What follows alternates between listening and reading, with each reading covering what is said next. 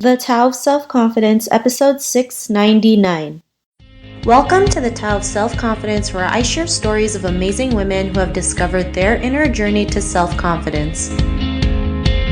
Visit our website at thetaoofselfconfidence.com. Your inner journey to self-confidence awaits.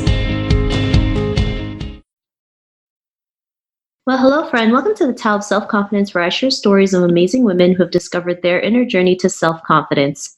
I'm your host today, Sheena Yap-Chan, and today I have a phenomenal lady on the show today. She is a podcaster and a music executive, and I'm really excited to have her on and share her story with us today on self-confidence. So without further ado, I'm going to introduce you to Zeena Koda. Zeena, how are you today? Maybe you can fill in a little bit more about yourself to the listeners.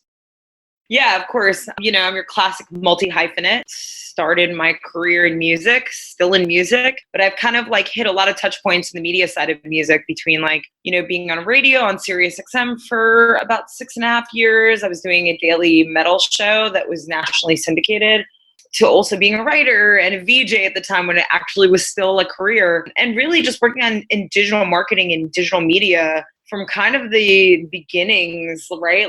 From the end of the 00s into the 10s, have just been kind of hustling many different prospects on that end. I work for a company called The Fader, who own a creative agency called Cornerstone.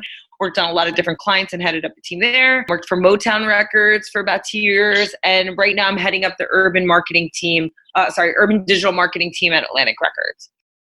Awesome. Well, thanks for sharing that. And Zeena, what's your cultural background? So my cultural background is I am half Filipino, half Polish, but my mom very much immersed in Filipino culture. I'm what they call in the Philippines a mestiza. Yeah, and it's been an interesting ride, especially being one of the few Filipinos in the mix of what I do for fashion. It's really cool to represent that in this realm. Awesome. Well, thanks for sharing that. And what would be your favorite self-confidence quote? Self-confidence quote. Let's see. Probably, and I always tell my employees this, and I always tell everybody who works with me, whenever things get a little bit crazy or, I'm not sure of anything, I'm like, hey, you do what you can. It's a very simple kind of phrase, but honestly, it's basically all that you really can do, no matter what the situation. So I feel that it translates to a lot of different people. Thanks for sharing that great quote. And in your own words, how do you define self-confidence? Oh, self-confidence. Self-confidence is basically having the wherewithal to deal with anything that comes your way. It is having foresight to also know that you need to educate and, make sure that you know as much about any given subject at any given day that you're at least addressing at that time. I would say self-confidence is just really, the ability to be yourself, but also work towards, a larger goal. So being confident and having self-confidence definitely shines through every single time. It's both knowing that you are capable, but also diving into what you're capable of. Thanks for sharing that great definition. I like how you mentioned knowing your capabilities and expanding those capabilities, because, some of us feel like there's a line that we can just we reach and we can't go further, not realizing we can if we just keep doing it and we keep pushing ourselves, just building that little bit of confidence, we can go a little bit further and further. So thanks for sharing that. And Zeena, what was your life like before your discovery of self-confidence? I actually don't really remember a time where I wasn't a little bit cocky in some ways, because I'm an only child. I came from a really kind of almost super lower middle class background. So I've always had to have a lot of confidence. And I think I really cultivated that at a very young age, because I realized that, if you act it and you give it off, then people will accept you as it. So that definitely has been something that I've worn on my sleeve since I was probably a teenager. When you're a kid, you really don't have a lot of self-confidence, only because you're still figuring out who you are. You're still figuring out how to navigate this crazy world. But yeah, I would say self-confidence is definitely, almost to a detriment, I would say at times, been a huge part of who I am. Thanks for sharing that. And, is there any moments in your life where you realize you can be who you are today and have that confidence, especially being in the music industry? I'm pretty sure it's kind of cutthroat sometimes. And Zena, what was that point in your life where, were there moments in your life where you realized you always had that confidence to go out there and do the things that you want versus like following the crowd? Was there any aha moments?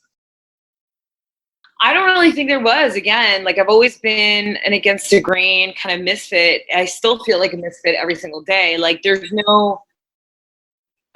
it's both a blessing and a curse because you're not like anybody else. But sometimes I feel like nobody really understands me, and I don't really belong anywhere, which kind of sounds probably crazy to a lot of people. But for me, I always maintain this kind of like this curiosity for what's next and what I can be. So I never try to stay too long in any one specific area. Like, that's not saying that I'm not like investing in a career or investing in who I am.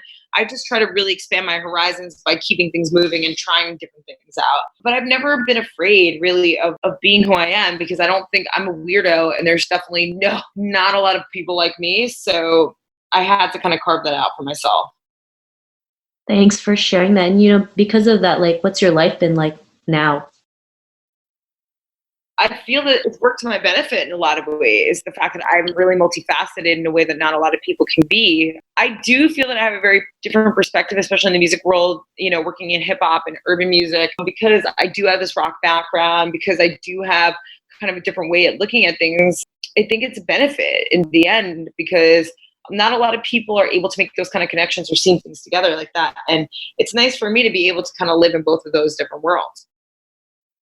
Thanks for sharing that. And I think that's great that you're able to do that.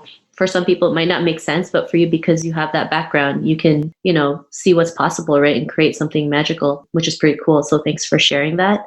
And, to the woman who's listening to your episode, she may be in her own journey to self-confidence. What would be that one tip you would give to her? Don't give a shit what anyone else says, and learn how to fail. Like, I would say in my life on any given day, like today I'm having one of those, like, what am I doing with my life kind of days. So maybe you're catching me at a different perspective, but it's only because I've just had a hard day and a lot of things have failed, to be honest. It's not a very successful day for me. Now, that's not to say that tomorrow I'm not going to be crushing it. I just think that, like, a lot of times people let failure set them back. And don't get me wrong, I cried to myself too. I cried to my boyfriend. I have tears. But I think that you just have to, like, if you know you have a vision for what you want, you really have to dedicate your time and your resource towards it. And, you just can't care what anybody else says about what you should and shouldn't be doing. Thanks for sharing that great tip. And, I wish, people would teach failure as something good versus something bad, especially when you're a lot younger. I know at school, it's like when you fail a course, it's like the end of the world, but really failure, like you mentioned, is part of the process. We're going to have bad days. We're going to cry about it, but we can still pick ourselves back up and keep moving forward. So thanks for sharing those great tips. And if our listeners wanted to get to know a little bit more about you and what you do, or check out some of your work, is there any links or social media profiles we can connect with?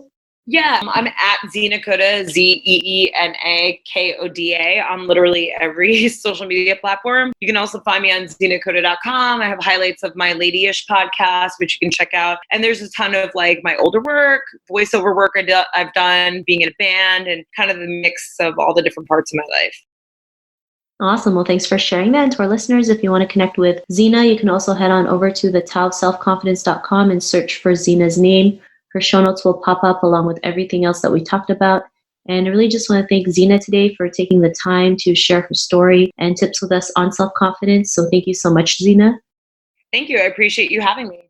Not a problem. It was really great having you on the show. And to our listeners, be on the lookout for another new episode of another amazing woman's journey to self-confidence. And we'll talk to you soon.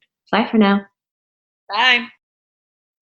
Thank you for tuning in to another amazing episode of The Tao of Self-Confidence. Please subscribe to the show on Apple Podcasts or Spotify to get your daily boost of confidence.